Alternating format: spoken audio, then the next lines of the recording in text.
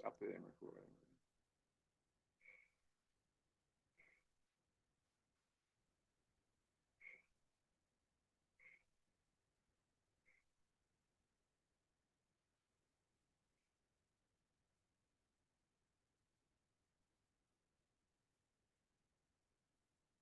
None. Okay, thank you. But don't take that as gospel. I think that's a starting point for your research.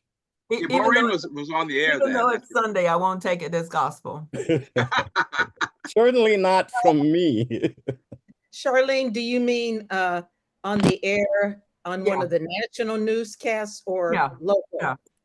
Because when Robin and Jim hired me as their third anchor, I can't remember now if there were any other national Black women on TV. That's what I'm trying to figure out. I know there weren't a lot, but I don't. What about Renee Poussin? Sorry? No. Renee Poussin. Maybe, but I don't know what years. Renee might have still been in Chicago at that point. Yeah. Oh, okay. Yeah, I think there were quite a few local, but I don't know about national. So yeah, check Carol Simpson. She may have been anchoring the. Oh yes, Carol Simpson. Okay. Richard, there was an African-American woman who. Emil, we can't hear you. Speak up, please. I think you can't hear. There was an African-American woman who anchored NPR's All Things Considered. And can everybody hear Emil? Yeah. Yes. Okay, good. So, I forget her name right offhand, but she worked at CBS. Also. Oh, I can look that up easily. And then she went to anchor. She was the host of All Things Considered on the weekends. So that's radio, but. Okay, I'll look that up too. Thank you so much. Hey, Richard, can you hear me? Yes. Who was that? I can hear them. I can't get the voice to go with the face. It's Sylvester. Oh, Sylvester, where are you? I don't see you on the screen. Oh, okay, you must be on the second screen. Hold on a second. Oh, look at all these other people. Whoa, okay. Very good. Oh, Gilbert is here. Phil, Enid. I'm in seventh heaven here. Amy Alexander, Betty Ann Williams, Terry Shaw, Mignon Clyburn. Yay! Where's Terry? Terry. Oh, we're down there. Okay. I didn't see you before. You were sitting a little low. Okay. Mike Hill. Yes, Mike. Hi, how you doing? All right. Let me just add, yes, you definitely want to check Carol Simpson's Wikipedia entry. Her history there briefly has her at NBC News in 1975, becoming the first African-American woman to anchor a major network newscast. Now that might need to be refined for your purposes, but that's at least a good lead. And Renee Poussin was doing much the same thing in the same time frame in the Washington market locally. So those are just a couple of leads that might get you going. Got it. Great. Hello, everybody. Thank you. Okay, we're going to start and then let people come in as they will. I guess we're already on Facebook, so that's good. And everybody's muted or unmuted as Lee Thornton. That's a good point. Joe Geisler made. That was the woman I referred to. She was at NPR. Ah, okay, very good. Okay, we're getting going at 1:05. Welcome to the Journal-isms Roundtable. My name is Richard Prince, and I write an online column called Journal-isms. That's journal-isms.com on diversity issues in the news business. This roundtable is an extension of that. We started the roundtable in 1999, remember back then, when a friend of ours was leaving to pursue a doctorate. He said, keep these going, and we have. We met every month in various restaurants in Washington, D.C. until the COVID pandemic, when we switched to Zoom. Our participation multiplied, and we hope to have more roundtables that are hybrid, that is meeting in person, as well as having people attend the Zoom. We've had 5 of those so far, the last one being last month in Chicago. coincident with the NABJ convention. We think of this as an online dinner party with the purpose to network and to learn. Some of the networking takes place in the chat room, so please feel free to make use of it. A special welcome to those on Facebook. Please leave messages in the comments section if you want to reach us. All comments are on the record, and we ask everyone to be respectful of other people's time, so please be succinct and to the point. So we have our panelists. Sorry? Okay. We have our panelists ready to discuss the Vice President and Democratic presidential candidate. So we're eager to hear them. I told them that my first question to them would be, what is it that we need to know, mostly, other journalists especially, about Kamala Harris? And what do they think has been missing as far as missing from the coverage? Now, of course, everybody hasn't read all the coverage or watched all the coverage, but just from what you've seen and read, what are we not getting? So let's start. I'm looking at the screen here. Let's start with Errin Haines from the 19th. Errin, good to see you. Thank you, Richard. It's and 3 minutes for everybody. Huh? Oh, yes. Yes, well, it's good to be with all of you. Thank you so much, Richard, for the invitation. And hello to my fellow panelists. It's so great to be in conversation with all of you about this consequential moment in our politics and our democracy. So, yeah, I guess I will take the question that you asked about how the media is doing in terms of covering Vice President Harris as a presidential candidate. And I think probably where I would start with that is saying, well, let's just start with the reality that Kamala Harris is a very different candidate than she was in 2020. That's, I mean, I covered her when she was in the US Senate and then covered her first presidential bid. And I would say the difference between then and now is that she's really doing a much better job of leaning into her personal story and kind of owning parts of her narrative that she wasn't particularly comfortable discussing even 4 years ago. I'm thinking particularly about her role as a prosecutor. She also isn't really emphasizing her race and gender, you know, in the history of this all. She's kind of letting other people do that for her. So it's been really interesting to see kind of how she and the press are navigating identity politics in this moment with a Black woman at the top of the ticket and potentially poised to make history. So as far as the press, I think the first thing we have to acknowledge is that I do feel like our political press corps is more diverse than it was in 2020 and even in 2016. As I look around the campaign trail, I do see more women. I do see more Black journalists covering Harris's campaign. You saw kind of more Black journalists being brought in to cover politics in the Obama era. But of course, then there was this naive assumption that the country was somehow post-racial. And also some people in our profession thought that, right? So after Obama leaves office, that kind of wanes. And now I think we're kind of seeing a return of that. But I mean, look, the reality is that political journalism is still too male and pale, honestly. And so what does that mean for how a Black woman running for president is being covered, is going to be covered? Like, I think that has been mixed. But I think there's another dynamic that we have to talk about, and that is that, you know, Kamala Harris has gone from running mate to candidate, you know, very quickly. And I think that also is playing a role in kind of how much the press is paying attention to Kamala Harris and how they're paying attention. But I do think it was a mistake for some people not to cover her more as vice president. But I know why that happened, right? Like, because we don't traditionally cover the role of vice president because it tends to be not particularly consequential.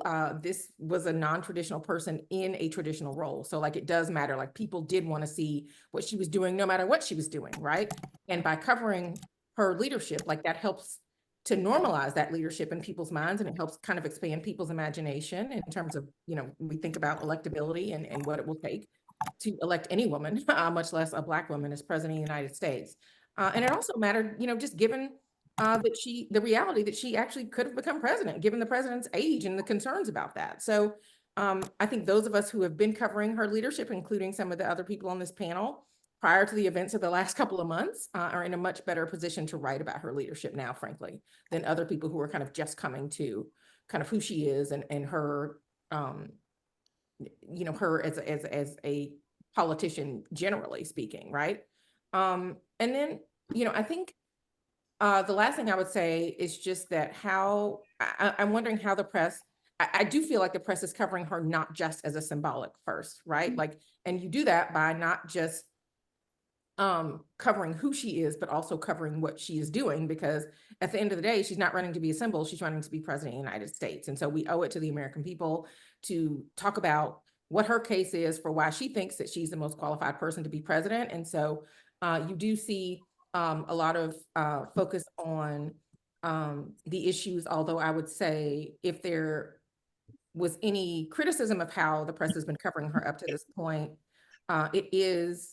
it does sometimes feel like there is a bar for her that is very high because maybe she is an unknown or because she is new, compared to the very low bar for the former president, because he is somebody who has kind of been in our political ecosystem for the better part of a decade, right? So the expectations for her feel much higher than what we kind of expect from him, even though they are both running for the same office. So that's what I would say. Okay, thank you. What do you think about this? People are still complaining that she's not talked to the press enough and not held any press conference. Is that widespread feeling in the press corps? Well, I mean, obviously, hello, yes. Kamala Harris, if you were listening, would love to once again be your first stop for your first print interview as candidate. But I think with this calendar being so compressed and her priority being to introduce herself to the American people, she's doing that in various venues where she thinks that she is accomplishing that. Now, at the same time, I do think that there is a value in talking to us as members of the press, taking questions from traditional, media outlets to further kind of outline what her policies are, how her lived experience is informing how she would govern, and to even ask her about, even going to niche publications like ours that are focused on, the role of gender in not only how she would govern, but also the reality that more than half of the electorate, is women, and that we are also focused on, LGBTQ folks, people of color, any other marginalized groups in this country. Like, they also want to hear from her about what she is going to do specifically for them. And so I think hearing more from her on issues kind of in the way, frankly, that we heard in that first debate, like that's not the same kind of conversation that she's going to have when she's on stage with like an Oprah, or when she's going on a podcast with somebody who's not a journalist. Like, it's just not the same kind of conversation and the same kind of rigor that you get when she is, sitting down for an interview with one of us, as opposed to a conversation with somebody like that. True enough, true enough. All right, I see Amy Alexander is nodding her head while you were talking. Amy wrote about Amy wrote about what Kamala Harris was like in San Francisco. This is ridiculous. And so I wanted her to answer that question, knowing, with that background, what do you think about what people are missing about Kamala Harris that they don't get, or some things that the media is missing? Well, good morning, everyone. And Richard, thank you for inviting me. And I moved to California back from DC in 22. So it's good to see so many former colleagues and friends. Miss the hybrid roundtables in person, but I'm glad we're convening and that I'm here today. Thank you, Errin, for your observations. Obviously, I read you very closely. I appreciate all of your great coverage, and actually many others here on this call. Richard, to your question, I live in Sacramento now, but San Francisco is my hometown. And, okay. I first wrote a piece for, I don't know if y'all remember, the NAACP Legal Defense and Education Fund, LDEF, our friends there. They had a website that was very robust, maybe it ran for about 5 years. It was called the Defenders Online. And it covered, obviously, civil rights issues, but it was news and opinion, mostly, reported opinion in that framework, right? Everything, all the goodness that the NAACP, LDEF has done for a long time. So someone knocked on my door from that outlet back in 2009. And they asked me if I'd be willing to interview then District Attorney Kamala Harris, because she has published her first book, Smart on Crime. So I thought, absolutely, because even though I was living in Montgomery County, Maryland then, raising my kids, writing for this one, that one, you know, doing whatever I was doing professionally then in the DMV, I agreed. So long story short, the Q&A published, and what occurred to me then while I'm negotiating with Harris's people in the DA's office, her comm people, is that she, and obviously I knew who she was because it's my hometown, and the minute she got elected, you know, my my ears went up, right? Because she's the first, right? But what occurred to me in that, doing that assignment, is that she is very careful when she deals with the press.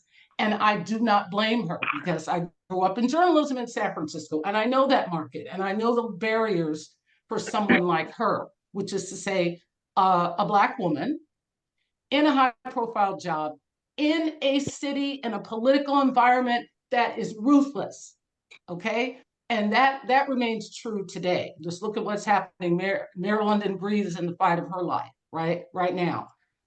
So what has been missing for the duration of now VP Harris's professional life is it's not unexpected that there have been massive episodes of cultural incompetency in how she's been covered. Right? Cultural incompetency, right? I literally wrote a book called Uncovering Race. In 2011, it came out. And I walk you through every city, every market I worked in during almost 20 years as a full-time journalist. Second verse, same as the first, right? Huge gaps, the parity index. What market are you covering, and how does your newsroom look, right? That has been for VP Harris a huge challenge. And guess what? Bobbing and weaving, she is really smart, right? And she's been very deliberate and very intentional and very guarded, because she knows a lot of the journalists she's had to interact with do not get her. They just don't. She is like, in fact, Robert Draper, to his credit, in this morning's New York Times, I don't know if you saw it, big story, right? About her time as a prosecutor in Oakland, a baby prosecutor in the East Bay, then assistant DA in San Francisco, then DA, right? So he's tracking all of this. It's deeply reported, right? And she came up in San Francisco. The political scene there, it's like it's like having a knife fight in a phone booth, okay? And the women that she came through with politically, this is what I wrote in Huffington Post a few weeks ago after she became the top of the Democratic ticket. Nancy Pelosi, Jackie Speer, Dianne Feinstein, okay? They are all, you know, Dianne hung on too long, but that environment is filled with really tough, really smart women politicians. Many of them were the first in their respective roles, right? So Harris, as I'm watching the last few months, I'm going, of course she's nailing it. I'm not surprised at all, right? I wrote a piece for The Root in 2017 when she was in the Senate, when she grilled Jeff Sessions, and it's like people's heads were exploding. And I'm like, yes, and, you know, she is, she understands the art and science, right, of both her particular role and her professional job, but she also understands how she both is a challenge for the press, but she understands the missed opportunity. So Errin mentioned she's not really talking, when she talks about her gender and her race, she right now is framing it in the context of being middle class and how she was raised in the East Bay and her mom worked and saved to buy a house and all that. she knows that she cannot, Obama did the same thing. They cannot emphasize their Blackness, right? Because they'll scare the white people. Let's just be frank about it. They'll scare them. They're already scared anyway, right? When you hear this messaging, and also this morning I was listening to C-SPAN Washington Journal, callers to that program from all over the country, whenever they talk about Kamala, very specific theme emerges, right? We don't know what she stands for. Oh, and another thing, mispronouncing her first name. That is belligerent ignorance, right? The president does it on purpose. I mean, the former president does it on purpose. But regular people, it's like there's some weird thing that they can't process her, right? So I'm guessing VP Harris is very aware of this barrier that many Americans have when they consider her. She's just totally different, right?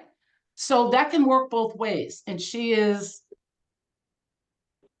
so far nailing it.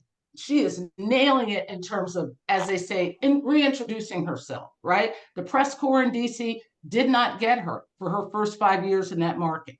When she was VP, the backstabbing, the backbiting, the leaking, Politico, I don't know if Eugene Daniels is on this call, Politico did, frankly, very bad job covering her when she was in the Senate, right? So the press corps, I think now is starting to recognize writ large, there are always exceptions, writ large, they have to do a better job. They have to get up to speed in terms of cultural competency, right? This thing about what are her policies? We don't know. She's been saying it. She's not going to lay out the entire bill of particulars right now, right? She shouldn't. She doesn't need to.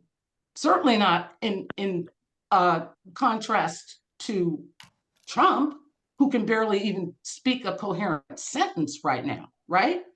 So my main takeaway is the coverage is improving slowly but surely. We'll see what happens in 43 days, right? We'll see how it goes. But I'm optimistic for the most part. I am. And I have to say, you know, Errin and others who are literally have been covering VP Harris with distinction in the past several years. I applaud you and I want you all to be successful and keep going. She's a singular candidate and person, right? There's no one, there's never been anyone like her at this level. So yeah, let's just keep going, and everyone should think about her as a whole person, because that she is, right? She's not just a symbol. She's been very good at her job for a long time. Right, thank you. Now, to answer your question, Eugene Daniels is not on the call, but his colleague, Brakkton Booker, is if he's not here already, he's supposed to join us. Now, I want to ask: are you saying? Are you not here? I did. Oh, there you are, Brakkton. Okay. No, I felt the shots fired. I felt the shots fired on Politico. I was ducking and dodging there, man. But that's fine. It comes with the territory. You want to defend Politico by chance? I do not. I like my check, but if anybody's hiring after the election, we can come talk, and I may give you something you may need. But as of now, I know where my bread is buttered, so to speak, and I would like to keep that. And so would my wife. Yes. Yes. So let's go with your 3 minutes. Then. Sure. I mean, look, everything that Amy and Errin already said, I mean, has to be underscored several times. I think what America is coming to realize is, like, clearly she's a brilliant woman. And given the opportunity and space to be seen as a whole candidate, this is what she probably could have done in 2020, but people weren't looking at her like that, right? Like, they weren't giving her the grace. They weren't seeing her as someone who could step into a leadership position, because, to everyone's point that's spoken so far, they hadn't gotten to know her. I mean, she, much like Obama, had a very short runway in Washington, so to speak, right? So there wasn't a great deal to foster those relationships. But folks that she did foster relationships, particularly folks in the California delegation, like you've never really seen anybody break from the Democrats who actually know her, right? The people who are standing by her, and even this perceived rivalry that came with her and Gavin Newsom, you know, expecting this collision of these two titans from California. Who's going to climb the mountain first? Are they going to undercut her? Like none of that stuff actually materialized, right? Like nothing like that actually ever happened. And you're actually seeing Gavin Newsom like be much more supportive. I mean, like he's a party guy. Let's not sugarcoat this. He's a party guy. He also loves some cameras, so he's gonna give you a little bit what he needs to make sure he's staying in front of the cameras. But like he supported Biden until he couldn't, and then he was all Team Harris, right? But he never spoke ill of her, so that relationship never frayed. So what I feel like my business does not give her credit for is being a tactful politician.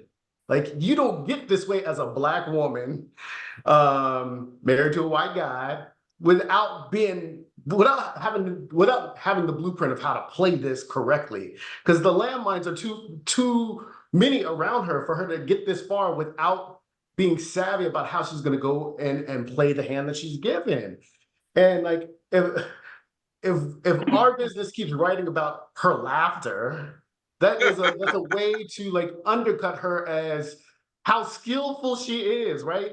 She may win the presidency in the shortest amount of runway in modern American history, but we're not talking about that. Like even some of the Democratic Party are talking about, well, you know, this nomination landed on her. Well, look, you can make that argument, but look what she's done since she got it. Like she has like carried this Democratic Party like up to this point. Reinvigorated the base, and like now she's like very close to closing this deal and bringing more states into the fold, like North Carolina, which was not in play when Biden was at the top of the ticket, right? She's bring back Arizona. Nevada does not look as bad as it once did. Like she's actually spreading the map, but like they don't give her enough credit for doing that, right? Because the party could have imploded. Like it was all the way on its way of being a laughing stock, and people are already looking at 2028. So she doesn't get enough credit for like saving this party. Like we saw that at the Democratic convention, where the Democrats are walking this fine line of like, make sure we give Joe his flowers. Like we're not really putting him into pasture. So they spent like, especially that first full day of like trying to make sure that, hey, everybody, we're not taking this from Joe. Joe did what he could. He passed the baton. And then you start building on the bio stuff about what she's done. And look, I think they could have spent more time talking policy. That's what Politico covers. I would like for her to give more interviews so she can have this debate about how her policies are going to actually work in a Congress that, you know, if she does not have control of the House, like how is she going to work with Republicans who don't like her and who have been making the stuff about her being a DEI hire, right? Like in order to get legislation passed, she's going to have to find some people to work with. And those are the questions that we don't really get a chance to ask her when she's on Oprah's couch in Farmington Hills. So obviously we want more access from a media standpoint, so we can continue to actually do her jobs and not just make sure that we're telling the rosier side of her candidacy. We also need to know how she's going to work as president with Congress, and we don't have all those answers just yet. Okay, Brakkton, I get the impression from listening to you that your reporting for Politico is not really the same as other people's reporting. Am I right about that? Well, you have to look a certain way to get certain sources, right? I mean, it doesn't always happen that way, but you know, like people will tell me stuff that they probably won't tell some of my colleagues. All right. And so that's where I feel like I'm the most useful and can beat anybody else who's trying to tell that story. So, you know, yeah, I do different types of reporting than a lot of my colleagues. Like you will never see me do a Kamala Harris. Let me not jinx myself, because you know. So like I said, I got to pay bills. But like the story we did about her liking wired earbuds instead of like the wireless earbuds, we did a whole story about that. And I was sitting there like, Are we serious? Like, are we serious right now? I mean, it made it seem like it was a security issue, but now it's actually more trendy for like older folks who don't want to like go. And I lost my earbuds for like 2 weeks. You know what I found in my drawer? The corded ones. So like I went back to that. Like it's not that big of a deal, people. But we did a whole story on it. So there are times I can defend my colleagues. There are other times I'm like, man, you see what this is. I still like my check though. I still like my check. I do want to make that clear. Okay, I don't know if your bosses are listening to this or not. Just in case. But go ahead. Let somebody else talk. I'm good. Okay. All right, Dr. Nii-Quartelai Quartey is with us, and he was on the Africa trip that the Vice President took. So interested in. Can't hear you, Richard. Can't hear you, Richard. Sit in the middle. I'm sorry. I say that Dr. Nii-Quartelai Quartey was on the Africa trip that Kamala Harris took as Vice President. You're fading in. You can't hear me now? Sometimes. Can you hear me better now? A little bit. Yes. Okay, all right. So I wanted him to talk from that perspective, having been on that Africa trip and written about it, how you see all this, and you're using your 3 minutes to do that. Well, thank you, Richard, and good afternoon to everyone. I'm Dr. Nii-Quartelai Quartey, author of Kamala, the Motherland and Me, which is out now. I just want to give a hat tip to Errin Haines from the 19th, who was also on the Africa trip. We are forever bonded by that trip. And to all the distinguished reporters that are here on this call today. I want to double click on something that Amy Alexander said that really is a part of the reason why I even wrote the book. Hearing you talk about cultural incompetency, Errin and I had a chance to see that, up close. I mean, we're literally experiencing what's happening in real time with the vice president and talking about it with our colleagues from other outlets and seemingly reaching a shared understanding about what unfolded, and then sometimes seeing what actually went to print was a little strange, to say the least. And so this book is really an invitation to re-examine some of our assumptions about Madam Vice President, Africa, and ourselves. I was really underwhelmed by a lot of the reporting about the trip. I thought it was one of the most underreported trips. And I thought, what a shame if I allowed this experience to happen and not be memorialized in some way. I initially thought I'd do a news package, maybe a limited series podcast, that would be it. But instead, I surprised myself and said, no, this has to be a book. And so there it is. And might I add, it's a book that includes an exclusive one-on-one West Wing interview with Vice President Harris. It's the only book interview she's done as Vice President. And so for everybody out there talking about she don't do enough interviews, right? She interviewed with me, and that was in May of this year, before all of this happened. But still some really important clues. I think it's important that we really zero in on that cultural incompetency piece for a couple reasons. On this trip to Africa, Vice President Harris accomplished a lot, right? Talking to our foreign allies about reorganizing debt, addressing national security related issues, shining a spotlight on some of the climate resilience work that's afoot on the continent. Who knew that in places like Zambia, they're using AI-powered technology to combat against climate change? Cheryl Lee Ralph and Idris Elba even joined us in Ghana for a leg of the tour to shine a light on some of the work afoot related to the creative economy. And so I touch on so many of these experiences in the book, but I think it's important that we decouple the vice president with the vice presidency, right? And I think one of the things that folks inside the Beltway in particular do a lot, and it doesn't do justice to Vice President Harris, is it's going to sort of mush them together.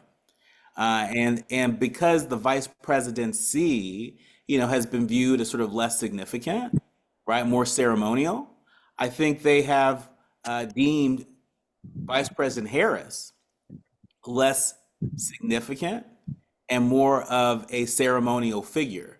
And I think that has been reflected in the coverage. Even when we talk about Vice President Harris's origin story, it's typically limited to her career and qualifications, right? We're talking about her as, former prosecutor. We'll talk about her, as a proud HBCU alum, as an AKA, and that's it. But we don't talk enough about her point of origin.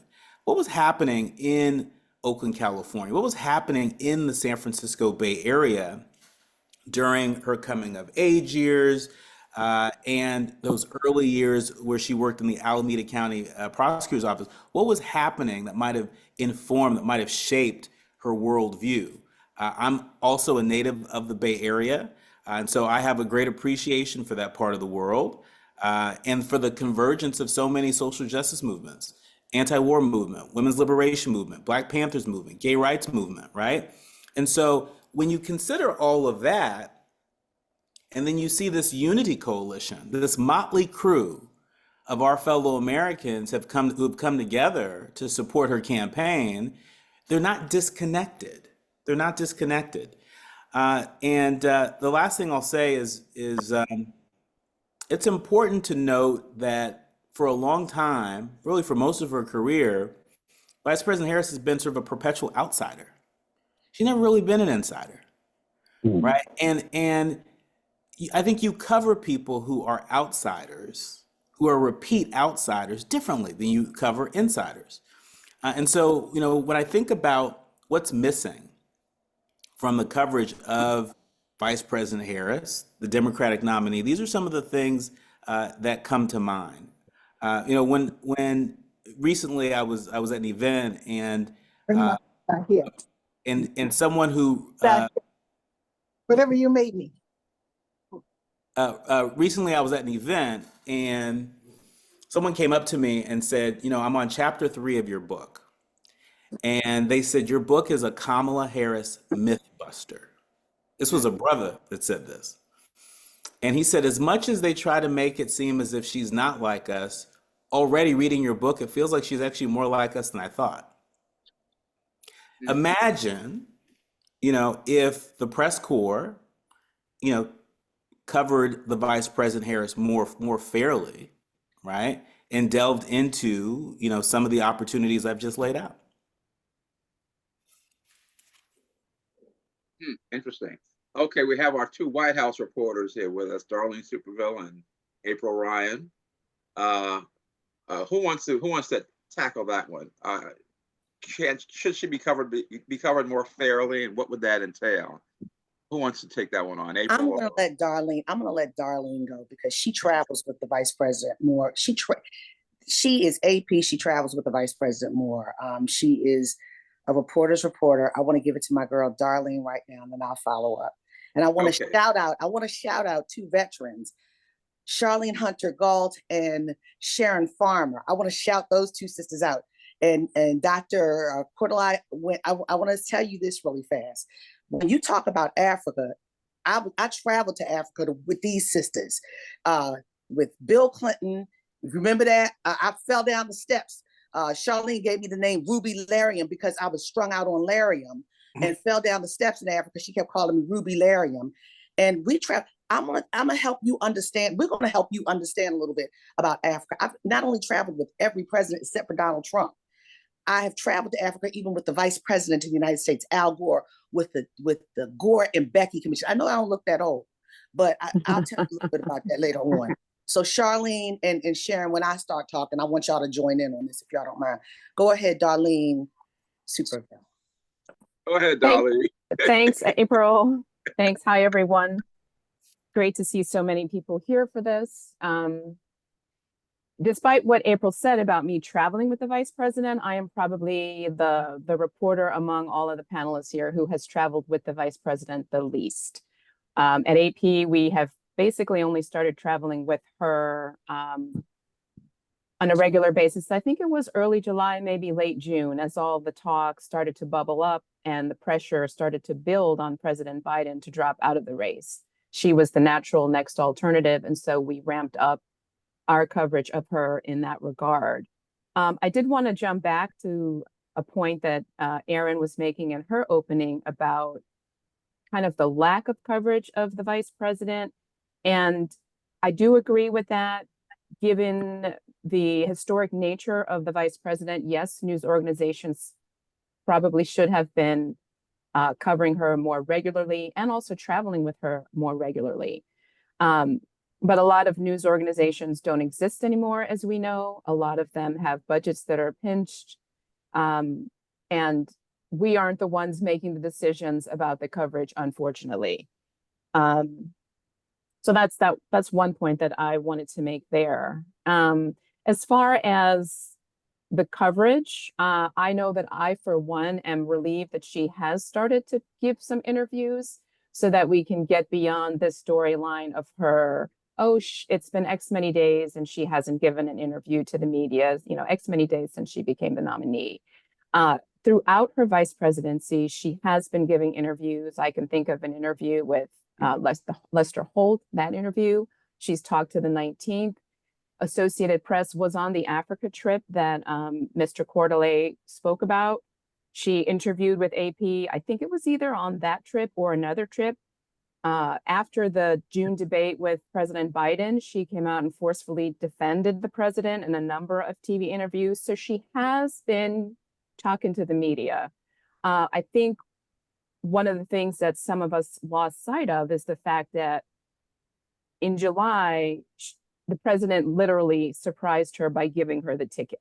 And she had a number of things and a number of deadlines to meet. She had to kind of retool the campaign infrastructure into her own. Then she had to pivot into finding a vice presidential nominee. That process can take months. It was condensed down to 3 weeks.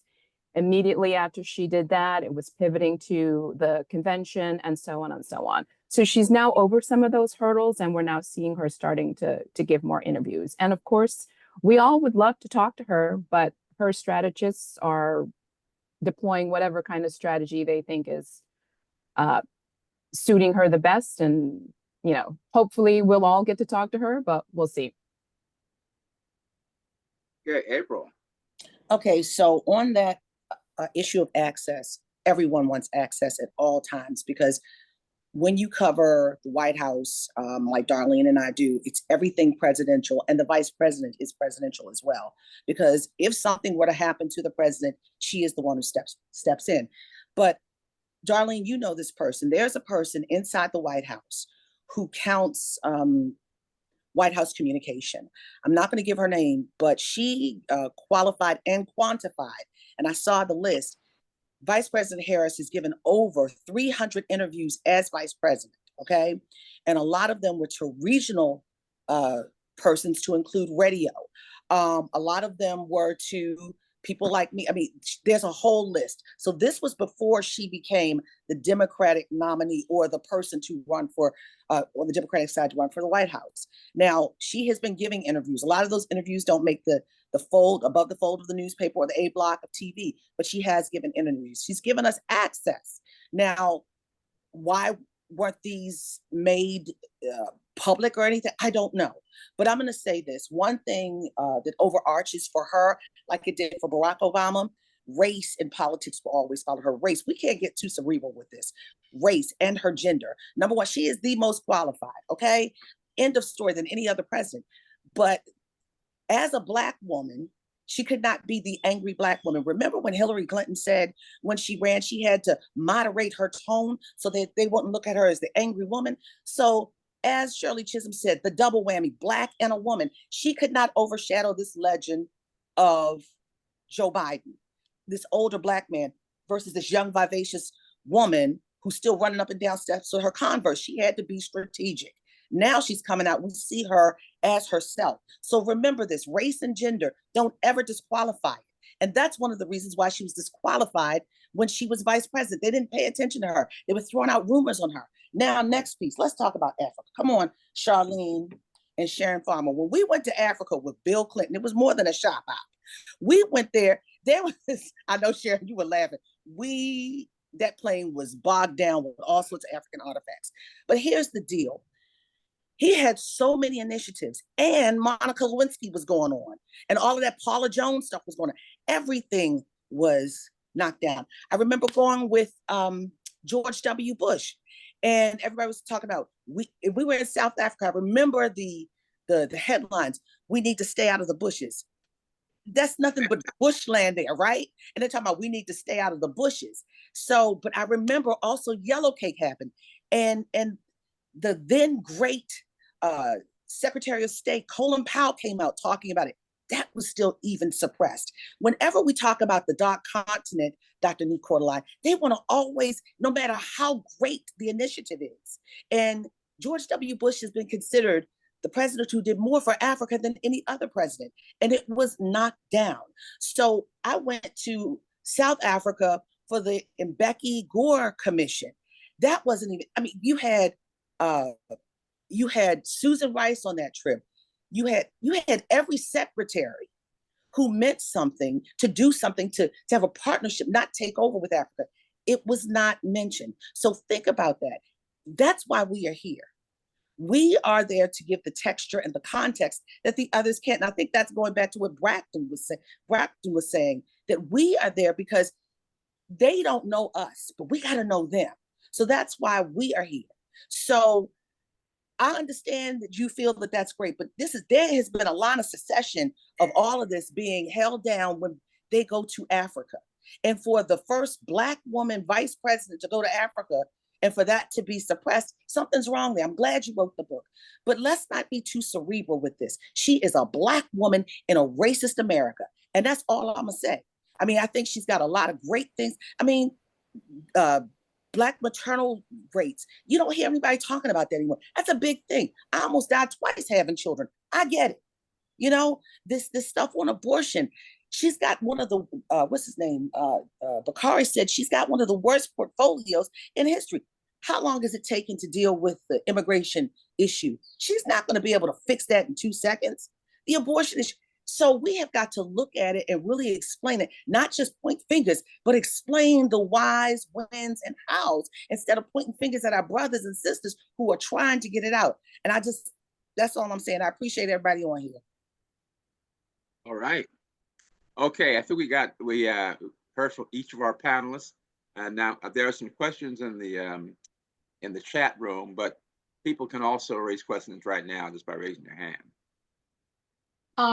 I have, and April, thank you for those insights and for your long, sterling track record of service. Don't say too long now. Okay.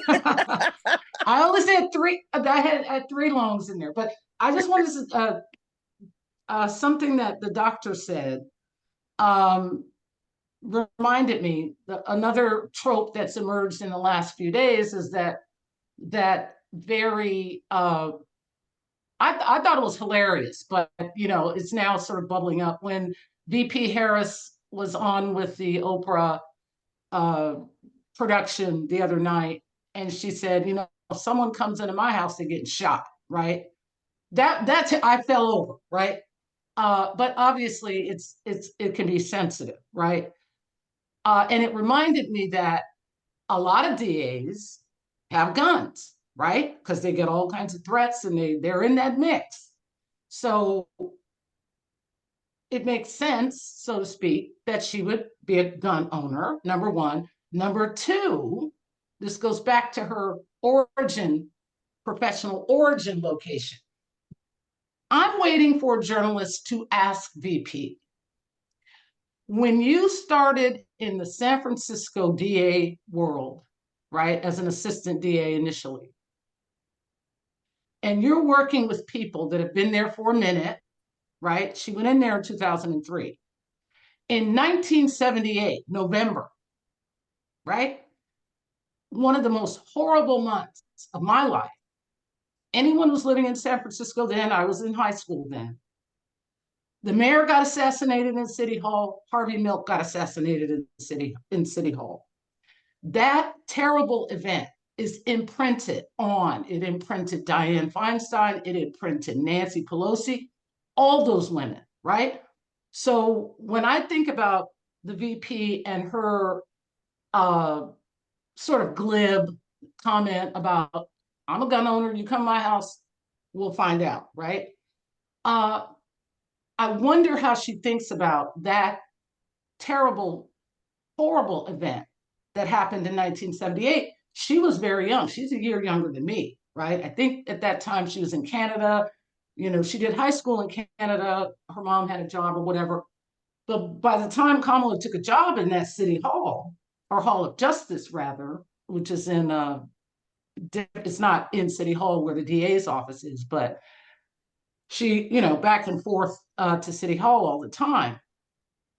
No one's ever, to my knowledge, I've never seen anyone on the record ask her about the mayor of San Francisco, George Moscone, and Harvey Milk getting assassinated in their offices, and how she thinks about that, right? Because they were shot by a crazy white man, angry white man, right? So I just wanted to say that about her gun situation. Okay, Charlene Hunter-Gault had her hand up too.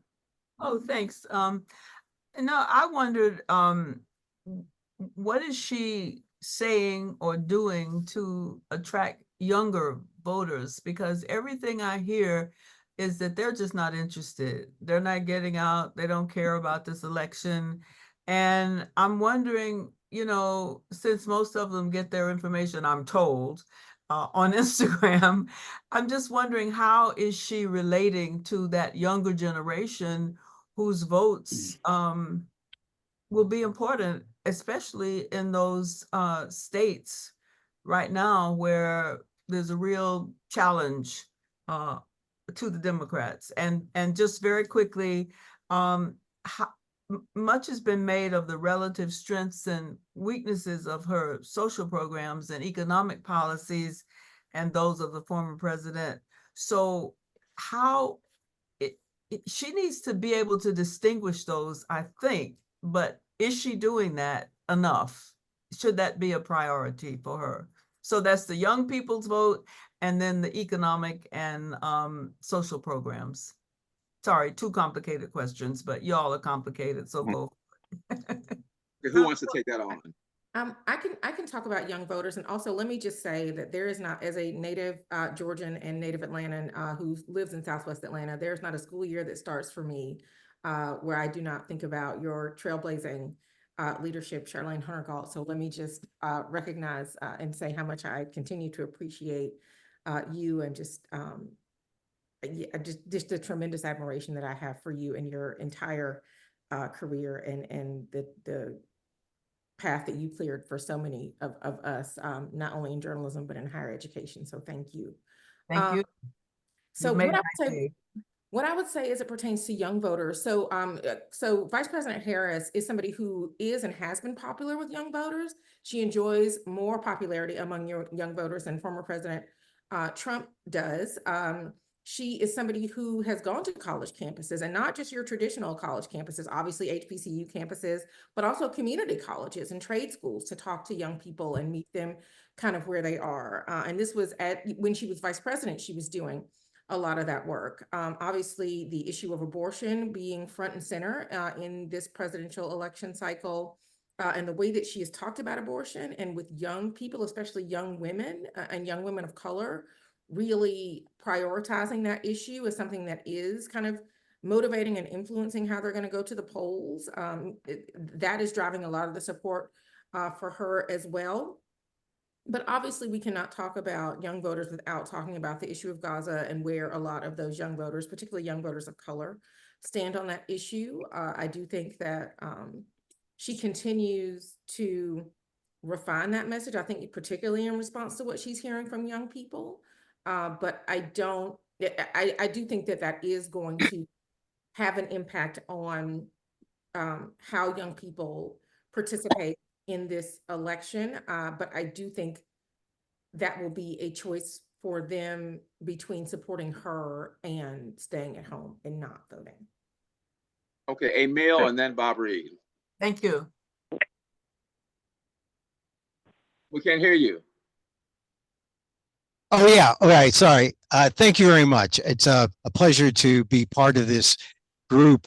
I wanted to address this. I guess I'm the diversity here in this group as an Asian American reporter. I covered Kamala Harris when she was a DA back around 2004 to 2011 in San Francisco. I'm native also, so many native Bay Area folks here. Some people would say Kamala Harris is more Oakland than San Francisco, but that's another issue. My issue with Kamala is how she has been reluctant to define herself as Asian all throughout her life. And I know people say, hey, she's talking about it in Facebook. She talked about it at the DNC. Yeah, but I point to the 2019 CNN town hall where she had 3 opportunities to say she was Asian in the introduction to the 2020 campaign, and she did not. She could not do it. She could not do it. And then now, 4 years later, DNC, she talks about mom. Mom, she always talked about in social media, but not to the mainstream media. So I, just to the overall point about Kamala Harris, I think, and I also have crossed the line once and was a press secretary, and I crossed back. But I see Kamala Harris as very managed and very handled and willing to be handled. And I saw the Oprah campaign show where she let her hair down a little bit when she mentioned the gun. And and she said later, and she said it in this joking way, as if to excuse it. And then she said, I'll let my staff deal with that later, acknowledging the fact that she had broken down. But that's what we're seeing with Kamala right now. She's always been guarded. She's always been careful. And this is why I'm surprised that, I don't know, I think it shows a kind of an anti-journalistic streak in her. To rely on her PR folks, to rely on her communications folks, and to not really say what's on her mind. And maybe it's because she's fearful of all the profiles that have come out within the last few years, that have the major ones that have been negative. And I don't know, but we're seeing Kamala evolve. She's mentioning her mother more, mentioning her Asianness more. But when Donald Trump asked her if she was just suddenly black, I often wondered, when is Kamala going to cop to being Asian as fully? And I go back to when I covered her when she was DA in San Francisco. There was an instance when a bunch of white gangs were beating up on Asian kids in the Richmond district of San Francisco, or Sunset district, the avenues in San Francisco.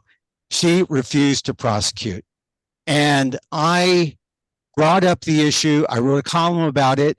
And she never went to me directly. I got her PR folks, and that always stuck on me. And San Francisco at the time was more conservative than not. And look, a conservative in San Francisco is just a moderate Democrat. We know that. But we had a conservative mayor at the time, and maybe she was playing politics and placating that crowd because she was the top cop as a DA. But that is, I've never forgotten that reaction from Kamala. And as she has moved up, she's gotten a little better. But what we see now is someone who's very disciplined and very handled. And when she let her hair down the other night with Oprah, it was actually a kind of a release. And one more point. I think this shows if Kamala has a gun, she's trying to appeal definitely to people with guns.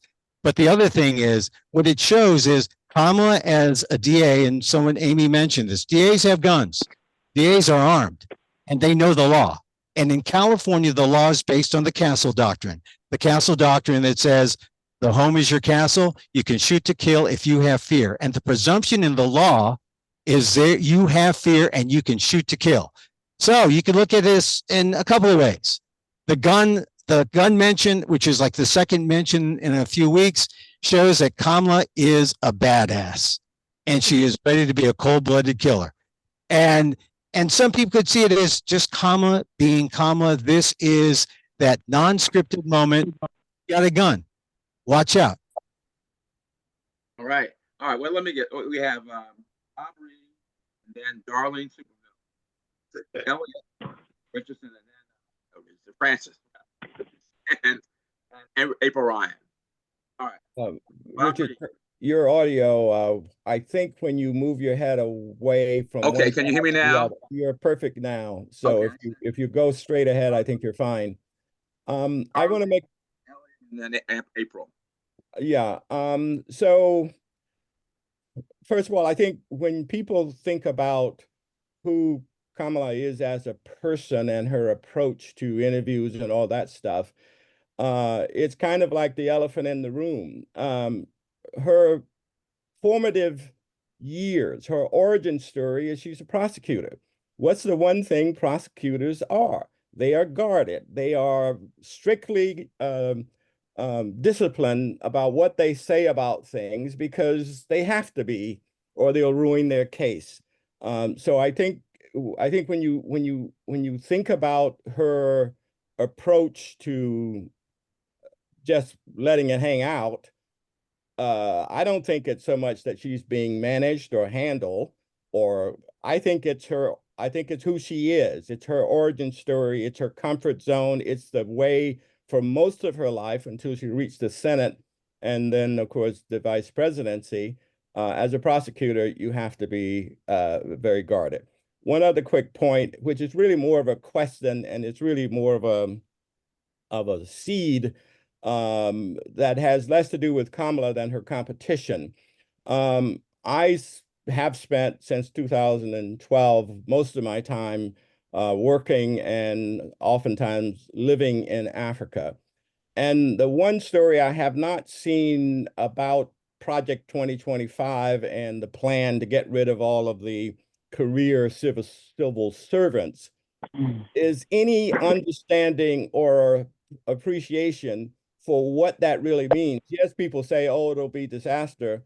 But one of the primary reasons why so many of our African countries have so much difficulty managing and delivering ordinary basic services is because there is no civil service. There is no bureaucracy that survives from one administration to the next. The result therefore is that the people who end up in the jobs don't know the jobs, they haven't learned the jobs, they haven't, they are there through patronage and not through expertise.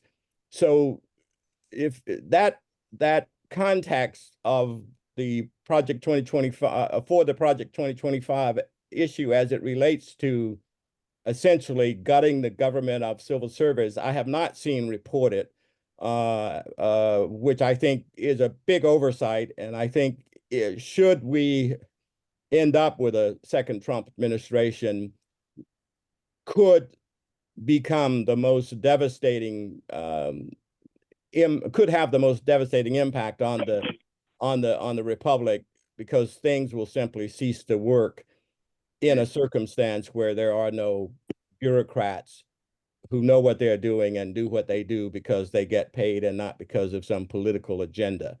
And then one other quick question. What about Black men? Because I don't think Kamala's problem so much is with young people as it is, if I'm to believe the reporting and the polls, with young Black men. And what is that about is a question I would really like if somebody could address. Okay, Darlene, Superville.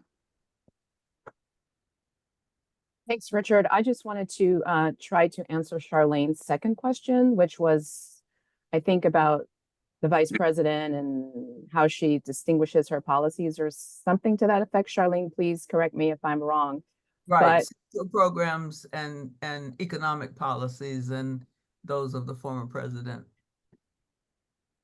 The former president. I thought you were talking about Biden. What I was going to say was that she has somewhat of a hard job in terms of talking about policies or coming up with policies, because she's still part of an administration, and she can't kind of go too far out on a limb in terms of trying to distinguish herself from Biden, because she is still part of the Biden-Harris administration, So she has a fine line to walk with that regard. And there's a lot of clamor and people want to know more about her policies and what she's going to do on this, how she's going to end the war in Gaza. But she's not in a place where she can really yet break away from or take a 180-degree turn from most of what she has already been promoting as part of the Biden-Harris administration.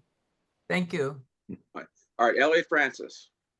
Thank you, Richard. I just want to take a moment to echo Emil's comments there regarding the gun comment that the VP made during the Oprah town hall the other night. I thought it was a good moment, and let me qualify that by putting on my Judy Smith hat, considering I did spend some time in crisis management for a while and did cross that fence over a couple of times. But when she first let it fly, I like many others, thought, well, okay, how's that going to play? And I think she did as well. You saw the reaction from her. She seemed a little taken aback by her own statement, and then just went on with it. But I think that the proof of this is in the lack of attention that comment has gotten. You haven't even seen, for the most part, correct me if I'm wrong here, the Trump administration making any hay out of it. And considering the stories they love to make up, you would think that they would seize on that moment and try and turn it to their advantage. But they haven't, and they can't, for a lot of the reasons that Emil said. I mean, think about it. Unfortunately, in America, that's what America likes, for lack of a better statement. And we know that. I think she would have went over the line had she said, well, if anybody comes in my house, I'll grab my AR-15 and shoot him. A little crossing over the line there, considering that we've already stated that we would like to have an assault weapons ban going forward, but having a gun for protection. And yes, it is a castle state, California. Massachusetts wasn't like that where I grew up for some time, and then it became one.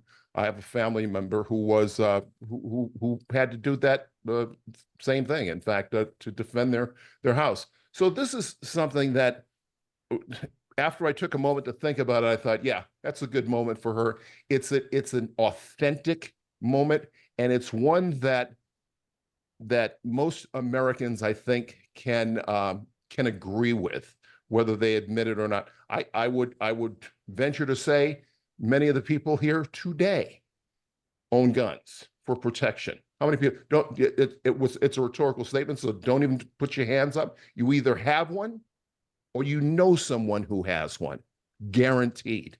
So that's how we are in America, and I think it was a very authentic statement for her, and I look forward to her doing that more and more in the next 43 days. By the way, Bob, just to try to tackle your question you made about these young male voters, we've done a lot of looking back, some research, and talked with a lot of young male voters here on Now, on our digital stream, and we're putting them in a category that you'll see very often. It's called low information voter.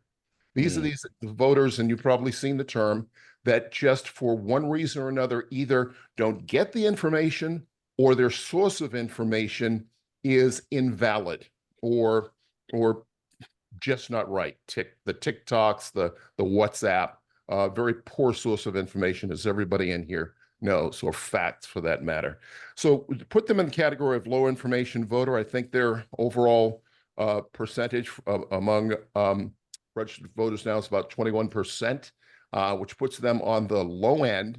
Consider the fact too that they're 18 to 30, 18 to 32 amongst that group that probably won't go to the polls on November 5th. We don't want to put a guarantee on that, but I think they're I think they're kind of moot at this point. Not that they shouldn't be paid attention to, not that their questions shouldn't be answered, but I don't think it's as large a group as many people would like to portray.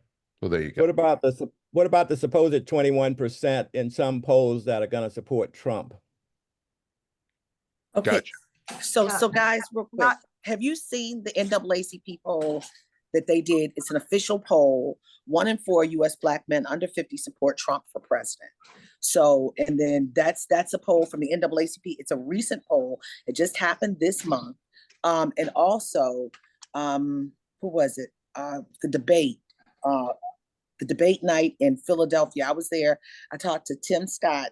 I don't know where he got this from. He said 40% of Black men are open to Trump. This is what Tim Scott told me. That's ridiculous. That's Anything Tim Scott said. Look, I am with you. And then also, that's what I'm with you, Richard. And then what's the other one? Byron Donald said that he sees the increase. And then was it Kwame Kilpatrick said that he sees the numbers increasing in Detroit. I can understand, what is it, Dearborn, but he says he sees the numbers increasing in Detroit. So those are factuals, but Elliot, I don't know where he went on the screen, but I would like to know where you got that information, saying that you put them in low information. Low information voters. Yeah, where did you get that? Are you just putting them there? No, I can't. I can't cite the publication right off the top of my head, but I'll look for it after and I'll put it in chat. Okay, and then Neil, I just want to address something real quick. Why I've always called her Southeast Asian and Black. I've always said that. I've never. But what is it? Is it more that you feel like you need to feel connected, or is it the fact that, because I've always heard her, she's never walked, I mean, I've seen her Southeast Asian family in traditional garb. I've never not known her to be that. April, first of all, I gave you a thumbs up, but it's South Asian voter. Southeast Asian, no. Southeast Asian would be Cambodian, Vietnam, Thailand. Okay, South Asian. Okay, wow, thank you for the correction. Yeah. Big distinction. But here's the thing. Right now, after her DNC speech, right, big piece in the Washington Post about they went into Philadelphia or Pennsylvania and talked to Indian voters. Other people have gone into Georgia, big major papers, talking about Kamala Harris and in the Asians. Asians love, they want to love Kamala Harris. If only she would love them back every now and then. And, you see, like in 2019, when she did that CNN town hall, I was waiting for the opportunity for her to say, yeah, I'm Asian and Black at the same time, simultaneously, here I am. And she was given 3 times, not to be biblical, but she was given 3 times to address it. And she now did. You want to talk about the cock crowing, but anyway, here's the thing for those who Richard, Aziz Hanifa, I'd like to intervene here, please. For those of you who listen to this about, but really quick, you have to remember, if she says, she's not even saying Black. She's not saying South Asian because they will use it against her. She's talking about guns when Trump, Republicans are endeared with that because they're talking about Second Amendment because he said that they're trying to take the guns away. Nobody knew, and she said it because of Trump, but she's not going to do that because it would push people away. I guarantee you, if she does win the presidency and on inauguration day, she will honor both sides of her heritage. I guarantee you that's the person that I've seen. And I know, and for all of you who've covered her, I'm sure you say the same thing. I guarantee you she will honor both sides. I don't think she's hiding it. I don't personally think. And not to say that she's hiding it, but I'm just saying that she is being, I wrote that she's being strategic, right? You can't just go out there and say. Be strategic. He's using. Richard, I'm Aziz Hanifa. I'd like to say a few words too about the South Asian aspect. Who's speaking? Yeah, I'm Aziz Hanifa. Oh, Aziz. Okay, good. Can you hear me? Yes, I hear you. Yeah, well, tell Richard, us who you are first. I'm Aziz Hanifa. For almost 40 years, I was the executive editor of India Abroad, which was the largest Indian American newspaper. And in defense of Kamala Harris, not identifying her as Asian, I had a totally different reception when I interviewed her in 2009, just a few months before she was running for the AG post. And she totally embraced her South Asianness in my interview. And I have a feeling that in the early years, it was just the fact that the Asian community, specifically the South Asian and the Indian American community, had not embraced her as part Indian American. Because the embrace of Kamala Harris by the South Asian community and the Indian American community really came only after I think she was AG and then, of course, was elected to the US Senate. my experience in 2009 with her and also covering her and buttonholing her several times when she attended so many Indian American events was that she spoke very forcefully about her South Asian Indian American experience. I remember her talking so much about her mother, how she would take her to India like at least once a year, her walks with the grandfather who was part of the Indian independence movement. And I think a part of it covering the South Asian American community and writ large the Asian American community. Part of their problem was some kind of a reverse racism that they had, that they didn't want to embrace this African American woman as part South Asian. Because let's face it, when she was with her mom, and her mom was a trailblazer of sorts, but also a rebel of sorts, because she had married a Jamaican and then they were part of the civil rights movement when they were both at Berkeley. She did not interact much with the Indian American community at the time, because I believe the Indian American community and the South Asian American community didn't embrace her mom either. Because for one, I guess, she was thought of as a rebel who had come at the age of 17 or 18 to Berkeley, which was unheard of. And then she was part of the civil rights movement. And she felt much more comfortable with the African American community at the time. And the fact that she was then married to a Jamaican and an African American did not have that initial embrace by the Indian American community.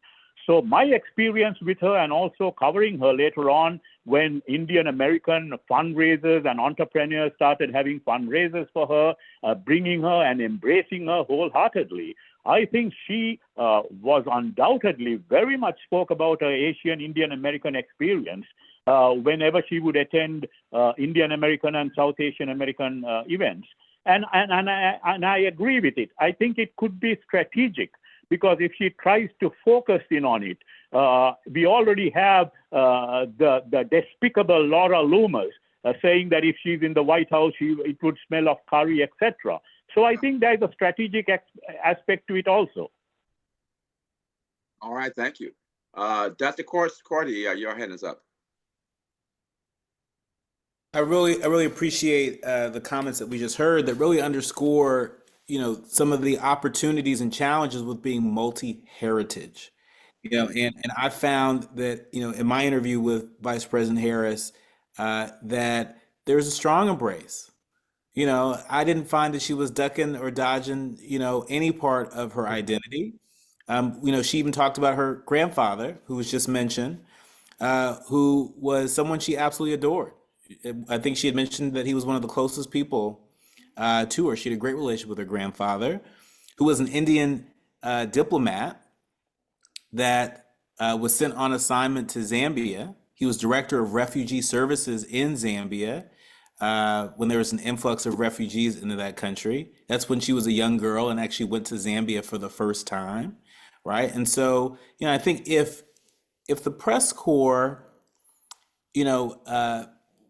sort of leaned in, as opposed to making a big deal about maybe not getting an interview as soon as they want it, but like there's a lot that's already there that people don't quite understand, and somebody whose father is Ghanaian and mother is Black American, it's still strange to me that it's so hard for people to hold the idea of having multiple heritage, right? And certainly politically, that can get real dicey. But in my experience, reporting on Vice President Harris and studying Kamala Harris over the years, I have not seen a lot of evidence that suggests that somehow she,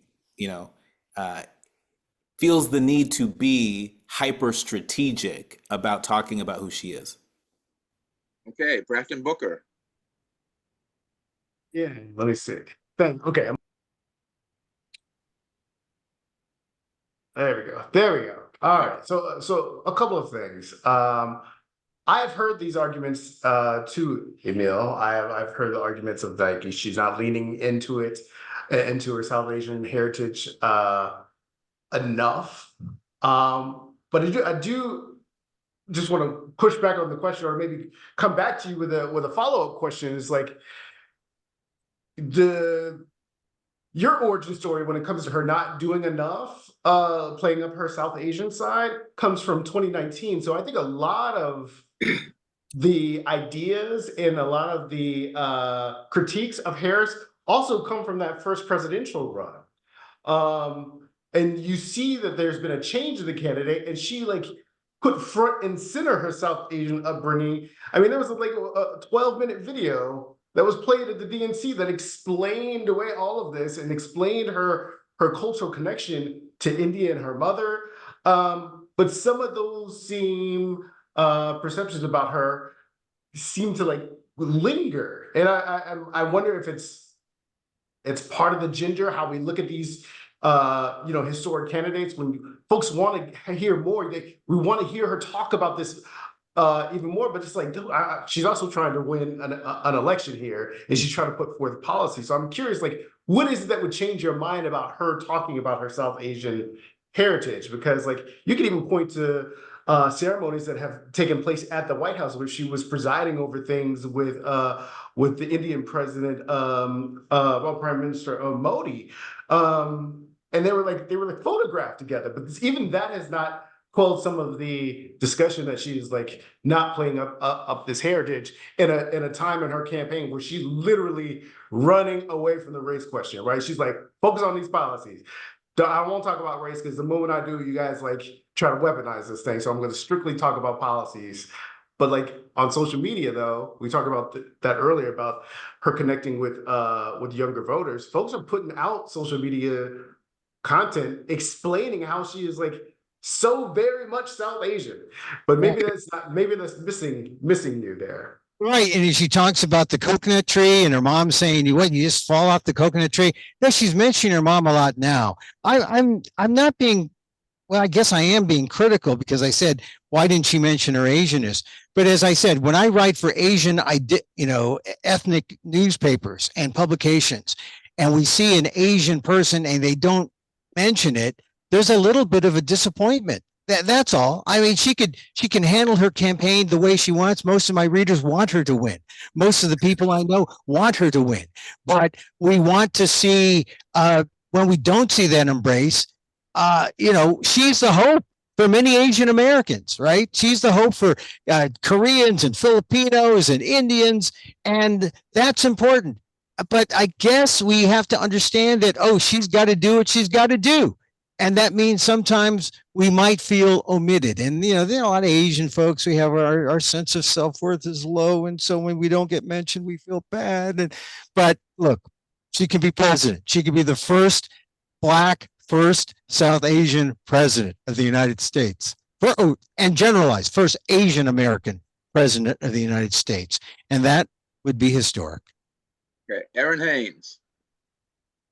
Yeah, I mean, I certainly take your point, Emil. I understand what you're saying, but I think, again, like I think I would also reiterate what others have said here already. And that is that, she's not particularly mentioning her Blackness or womanness either, but that does not stop me as a Black woman from covering her Black womanness, right? And like for us as journalists, like contextualizing all of her identities and talking about and analyzing all of her identities, like we can do that whether she is going to talk about it or not, right? And so I think, I would love to see, Asian journalists, whether they are traditional political reporters or not, like talking about and writing about her identity. I know that there is a lot of interest, among the Asian American community, both here and abroad. Indian women in India are very interested in her leadership. They're interested in anything that she is doing, right? Like we know that is true in the Indian press, like they are covering her and covering her leadership because this is a big deal for them. So like for us to be talking about it, whether she is talking about it or not, is also a choice that we can make regardless of the choices that she is making. Yeah, I also think it's a first that the multiracial category is exploding, and we need to know how to talk about multi-race people. We didn't really talk about it really well with Obama. we felt we were post-racial. We're not post-racial. Now we've got another chance, perhaps, with Kamala Harris to talk about what does it mean to be multiracial. And that's an important thing. We talk about diversity in America. Okay, Dr. Quartey, one more time.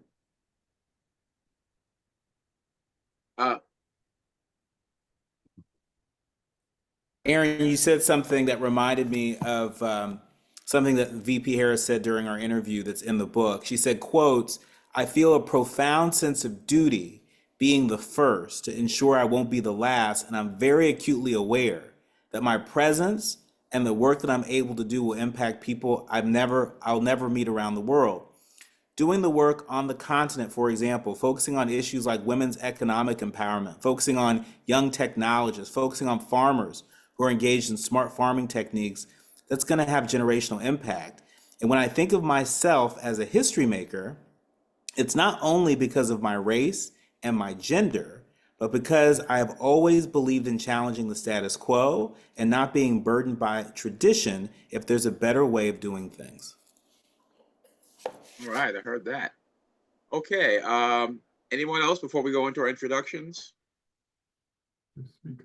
Okay, all right, we're gonna go. I'm gonna ask people who have not said anything to introduce themselves, and if they have a comment or two, that's good. So Sharon Stevens, you haven't said much. So tell us who you are and if you have any comment to make about what you've heard.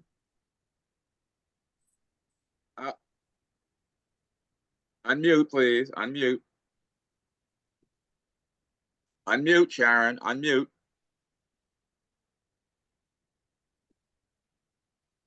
Charlene had her hand up a minute ago, Scoop. Sorry? Charlene Honeygold had her hand up. She wanted to say. Okay. Well, all right. We'll move to Charlene then. Well, is she trying to find her voice thing? Because I have a question. I mean, I have a comment. Okay. But I don't want to get in her way. Okay. I'll make my comment while she works on her. Okay. Oh, she got it. Never mind. I'll come back to you. I'm so sorry. Okay. All right. Okay. All right. You're on. My name is Sharon Stevens. I live in St. Louis, Missouri. I've worked in Chicago, Washington, New York, and Boston. I'm so glad to see two of my instructors here, Charlene Honeygold, also one of my idols, and Bob Reed. You know what, I was sitting here thinking about, a lot of the media covers Trump because, you know, he says ignorant things. I wonder if Kamala Harris started spewing a bunch of ignorant stuff, how that would be covered, and if that would be a good strategy for her. I don't think so. All right. All right, Charlene. What do you think about what Sharon just said? I'm a journalist, so I don't answer the question. So I'm not going to try to answer your question. I mentioned younger people earlier, primarily because for two reasons. One, my husband was working in the last election when Biden and Harris were running, and he knocked on one. This was in a Black community in Florida, and he knocked on one door, and the guy said, "Why should I vote? Ain't nothing happened for me in the last 8 years." And so that person and his attitude concerns me right now, and I'm not in that community, but I will be before the election. But the second one that was even more troublesome, although there was one there was several former convicts I interviewed, and only one of them had been out long enough to vote. 5 years he had voted, and he voted for the Democrats. But and then another of the young ones said, I just think they got the wrong one on top, meaning he thought Kamala should be on top. This is a young man who could not vote because hadn't been out of prison 5 years. But when I talked to some of the other Black men in Florida, in Sarasota in particular, they said that they were supporting Trump.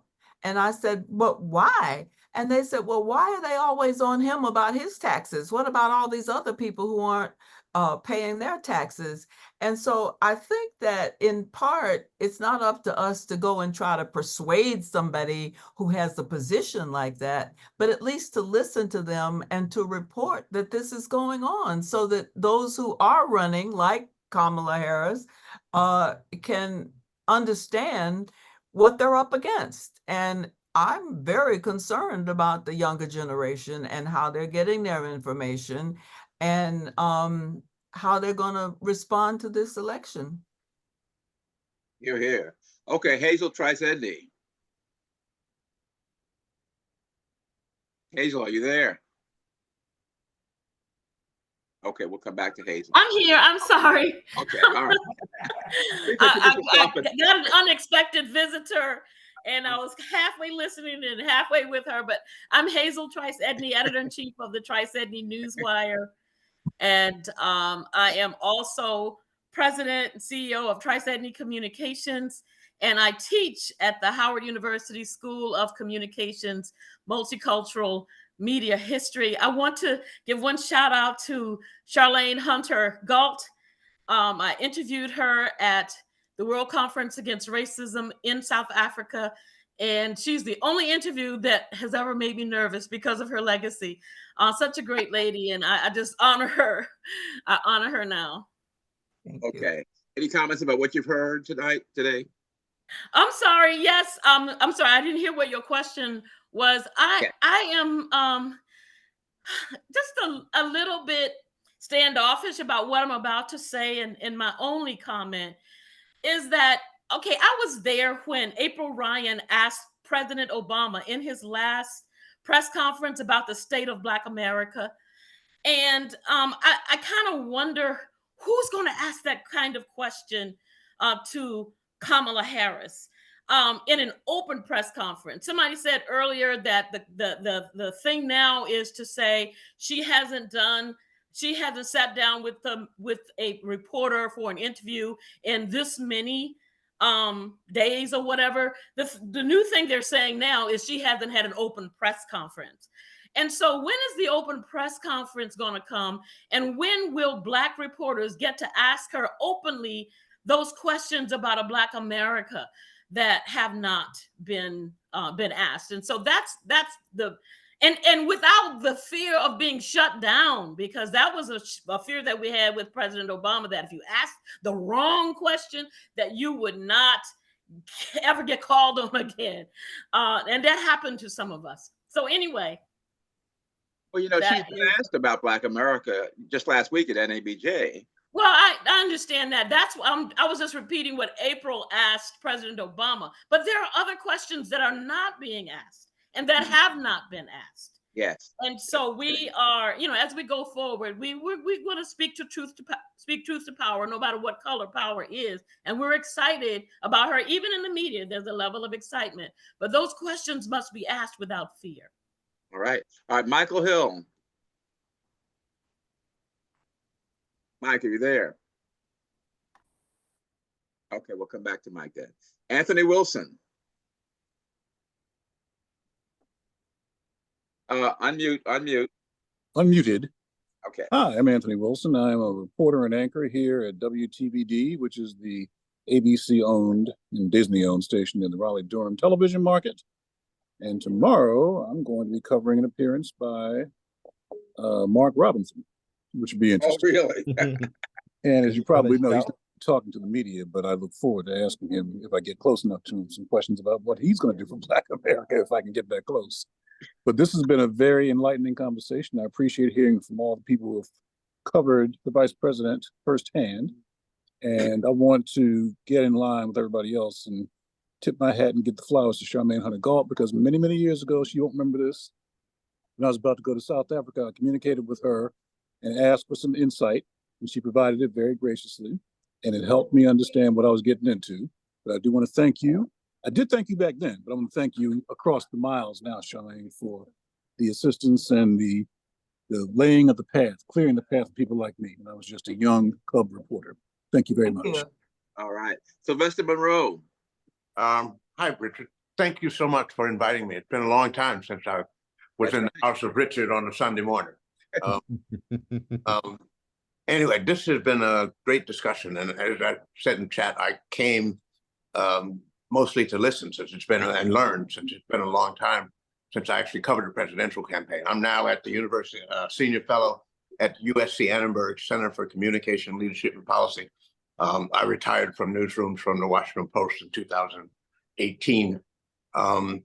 But one of the questions that resonated, or parts of the discussion that resonated for me, was how, I mean, this fine line of how Black candidates, ethnic candidates, relate to their own people without getting in trouble with the larger electorate. I covered Barack Obama's campaign, same thing. People were saying Barack is not, Black is not Black enough. I remember Cornel West and Tavis Smiley saying, "Where's Barack Obama's Black agenda?" Yeah, and I called both of them and said, you got to be more sophisticated than that. The moment Barack Obama puts out his Black agenda, his Black ass is out of the White House. But that is a fine line. And how do you get this discussion about Black men not voting for, voting for Trump or not voting for Kamala? Some of that is not very complicated. Some of that is just Black men are men. And I was amazed at the number of Black men who did not vote for Karen Bass for mayor. And basically it was because she was a woman. And there are still men, Black, white, Asian, brown, who still think that way. Anyway, that's, thank you again for inviting me. It's been a wonderful discussion. Here, here. Okay, and I just see a telephone number. I don't know who this is, 703-899-1419. Oh, that's me, Richard Aziz Hanifa. I couldn't get on the video. I was on audio, and I did make my intervention about my interview with Kamala Harris and the fact that she brought up her Indianness a lot during my interview and thereafter too. Okay. All right, thanks. Appreciate that. Thank you. Okay. Next next is also a phone number, 202-631-8436. Who is that? That's no one, huh? No? Okay. All right, Doreen Bethea. Hi. Thank you, Richard. Good afternoon, everyone. I am Doreen Bethea. I'm a multi-platform editor at the Washington Post and a journalism educator, most recently at Howard University. I had some observations about the point of coverage, negative coverage of Kamala when she wasn't the presidential nominee. And I always wondered, why are these hit jobs coming out? Is it a matter of the sources that the reporters are talking to, or is it a matter of editors directing them? I never quite fully figured out why those pieces were coming like that when they were coming some time ago.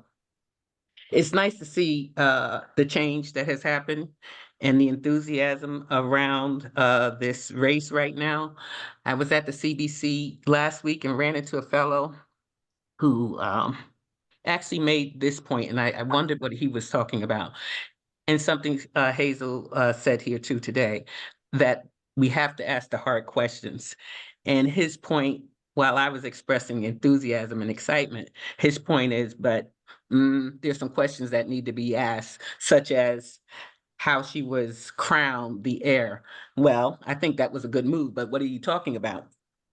We know what would have happened had that not been done. But at the same time, I had my ears perk up because, he has a point. Someone has to ask the hard questions. And I just wonder how many other hard questions, what are the themes of those hard questions any of you might think aren't being asked that need to be asked?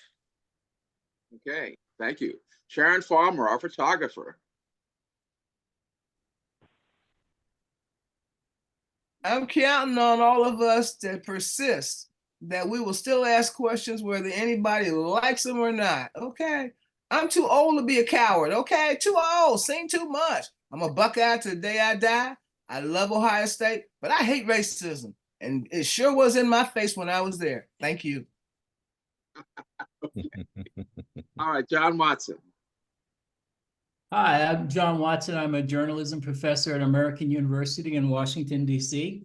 And I was very much heartened by the discussion today, because I like to see when journalists of color feel free in this atmosphere to critically assess people we love and respect.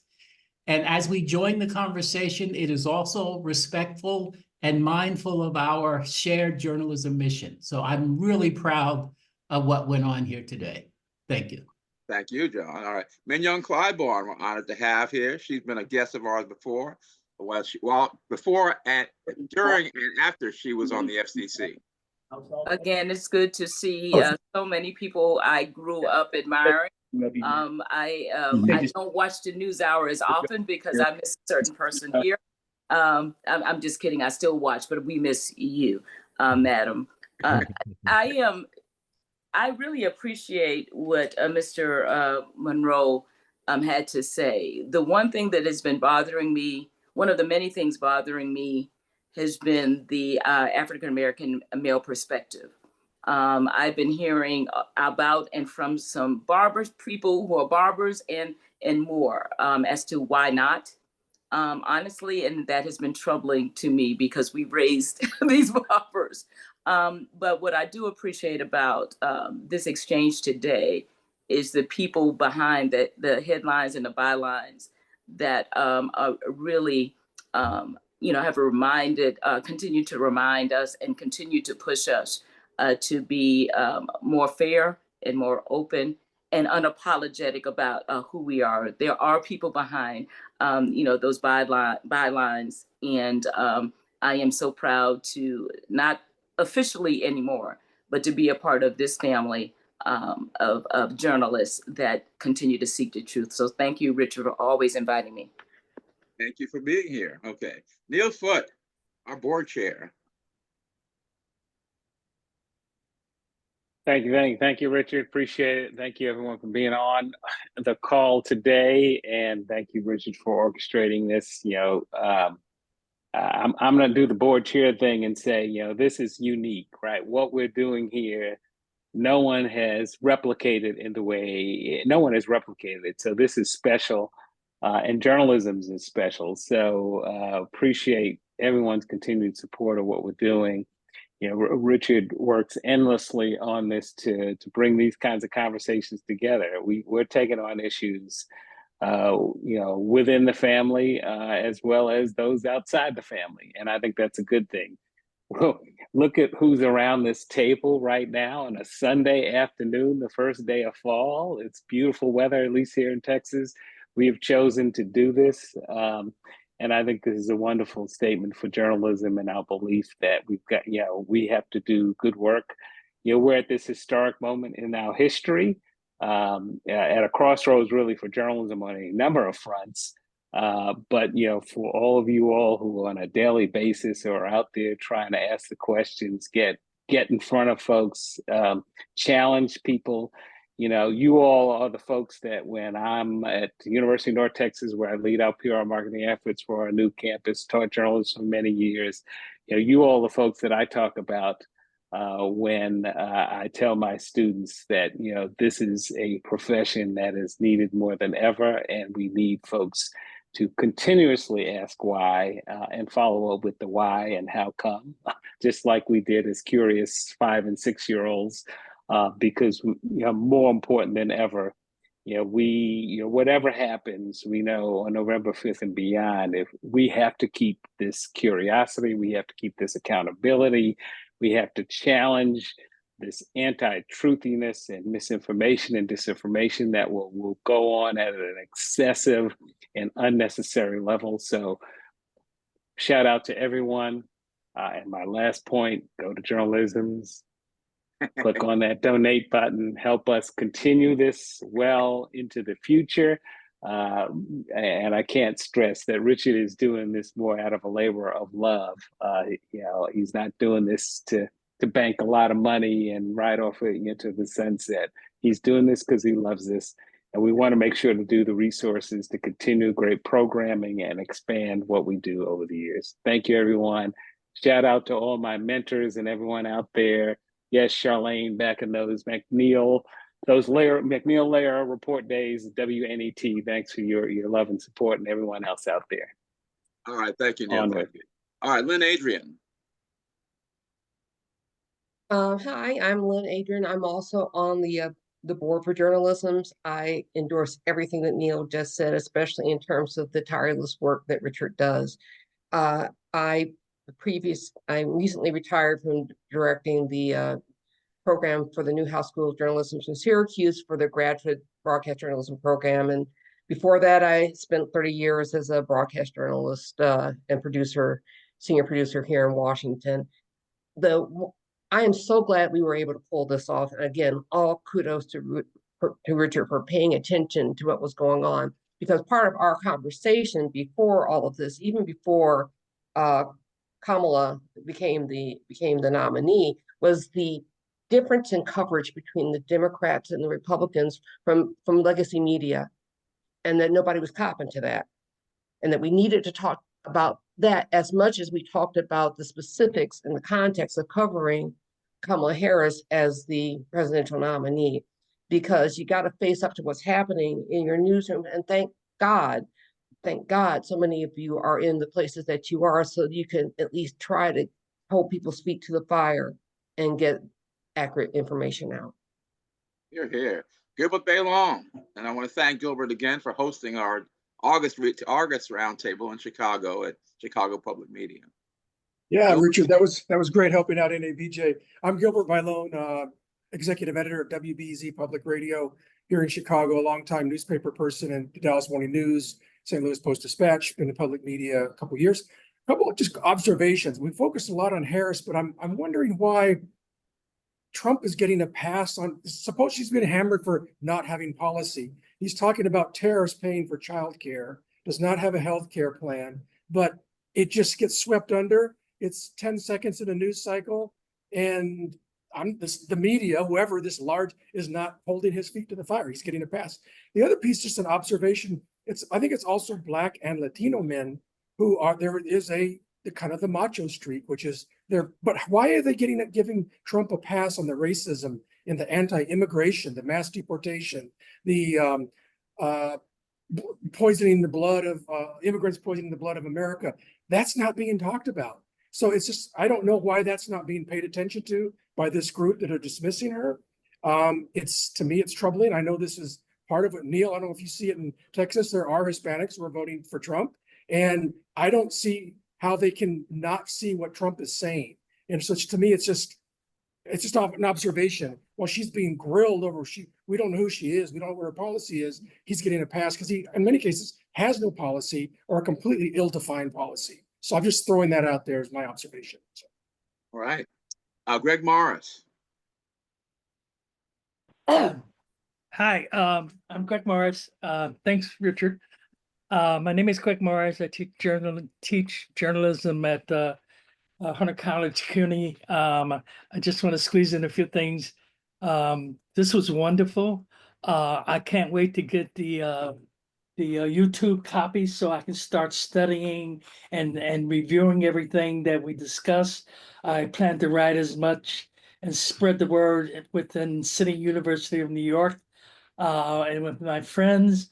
I just thought it was wonderful what was going on. I'm so much smarter in the sense that I know people to go to. And I need to add the following stuff. I grew up in Chicago. I was a basketball star who managed to get a degree, who managed to get a scholarship back in the days when at Cornell University, when the Ivy League was saying that it didn't have a scholarship for athletes, and they did. I still have a lot of friends in Chicago. I miss it. And anyone who comes up, pardon me? Time is up. Okay, so thank you, Richard. That's exactly what I need. Okay, very good. Yannick Rice-Lamb.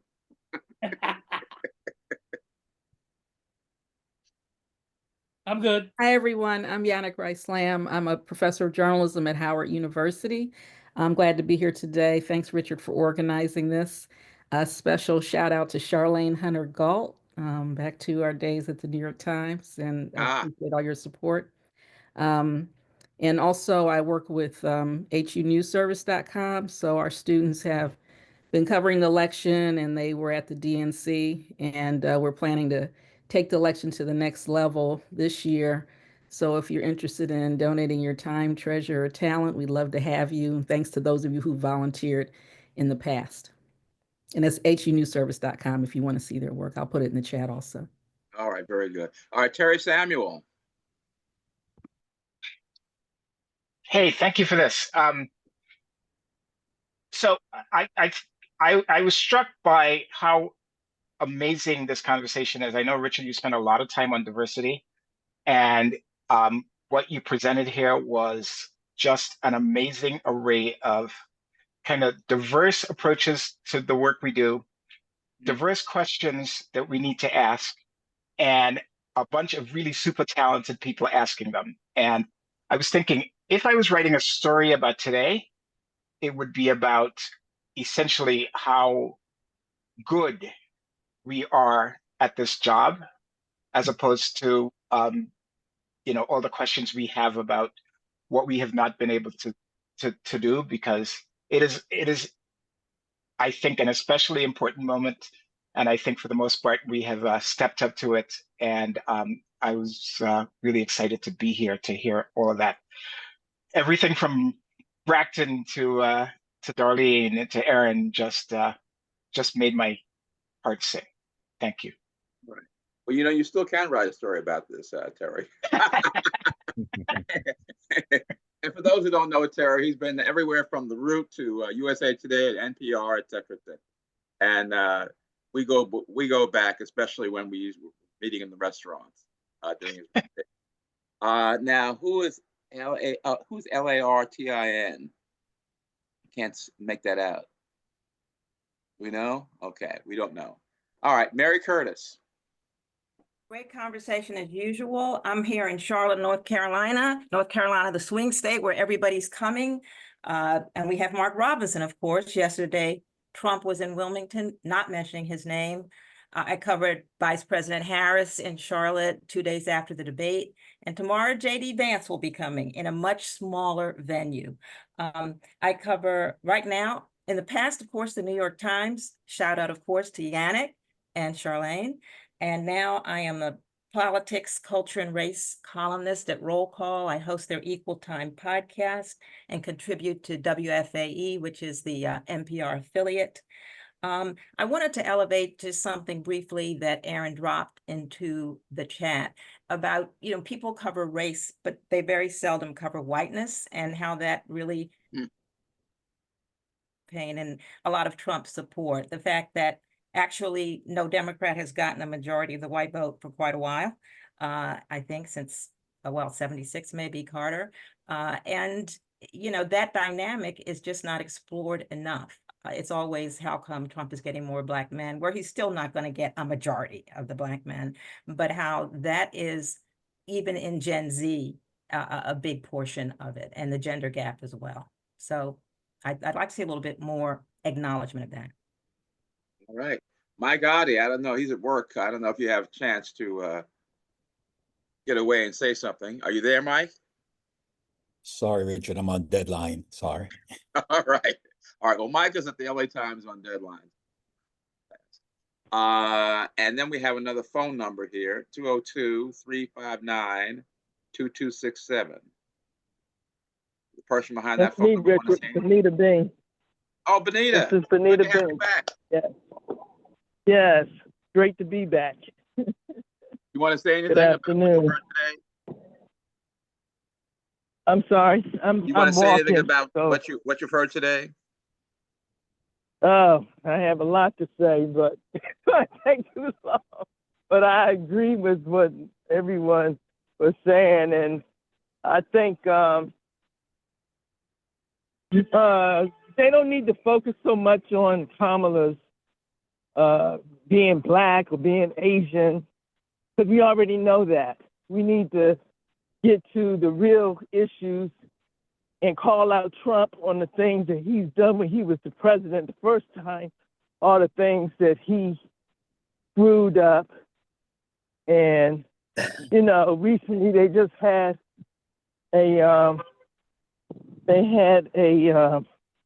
on the House side, they were talking about the things that President Biden and Kamala Harris, the things that they did not do, or the corruption that they had, which they really couldn't come up with anything.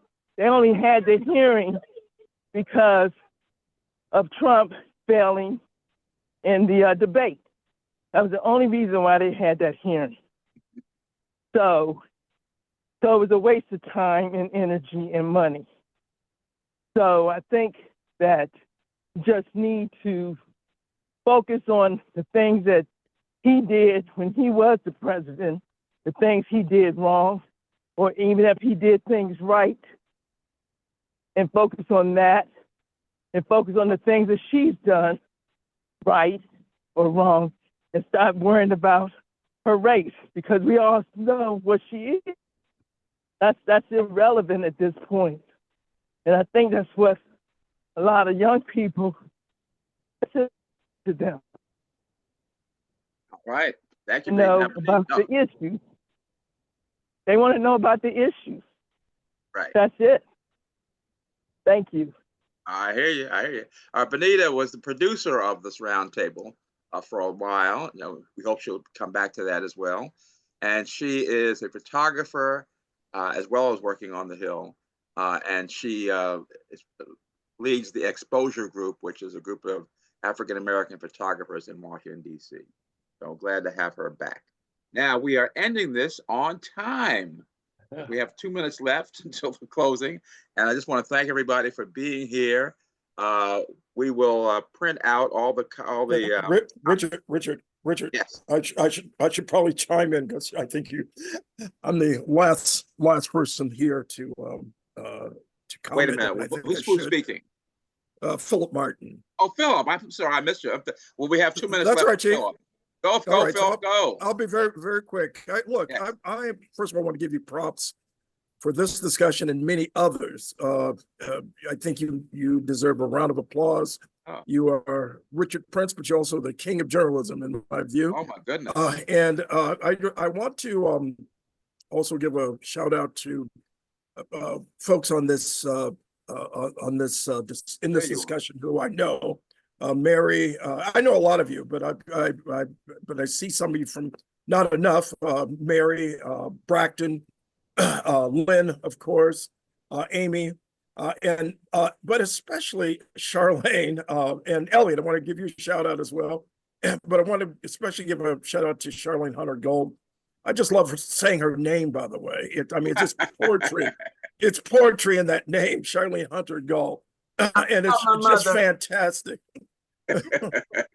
And also just want to mention something that Mary said that I think is really important to elevate, that this is indeed about what we're not covering in large part. And white Christian nationalism is an aspect of that. I'm a senior investigative reporter focused now largely on threats to democracy. But let's be specific. Timothy Snyder and others have defined this in terms that we're afraid to use, like fascism. And we're afraid to use that term because we think it's non-analogous to anything that could happen in this country, though we've been there before in many respects. What is Jim Crow, after all? But I think it's so important to really look at what is indeed an existential threat to this nation and to multiracial democracy. A very important point to make.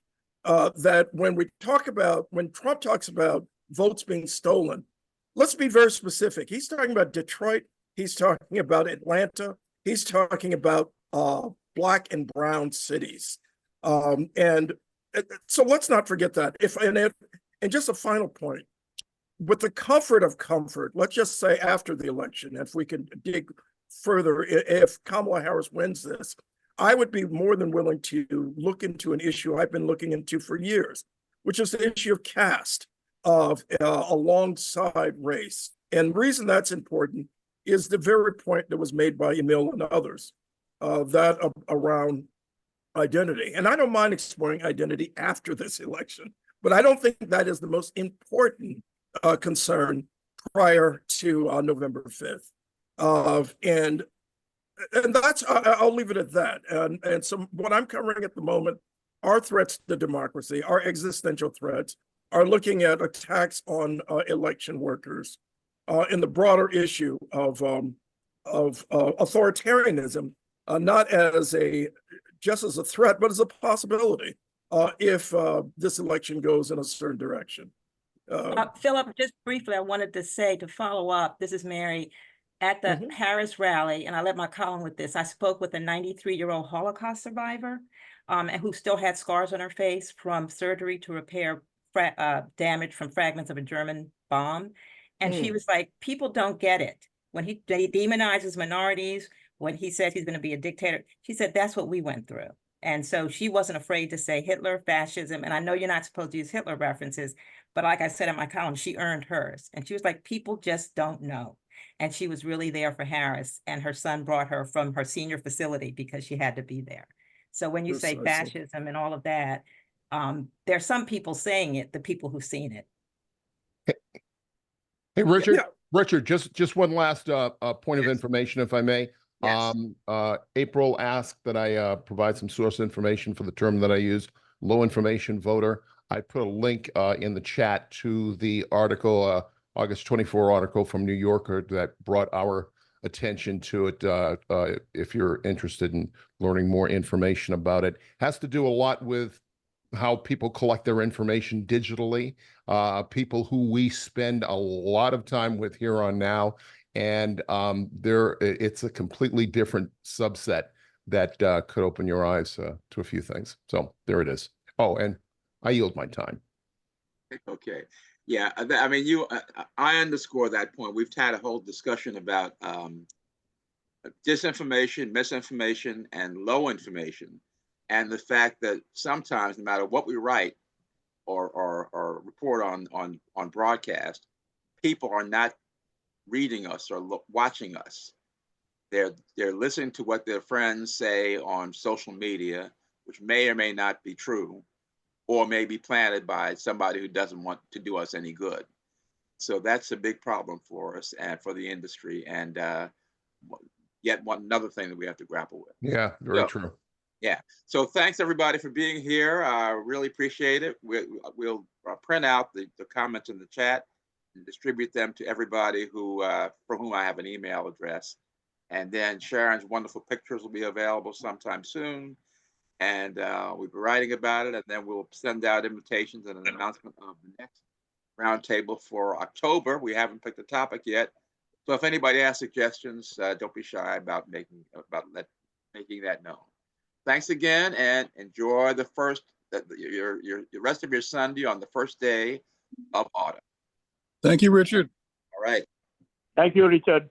All right. I married Ed.D.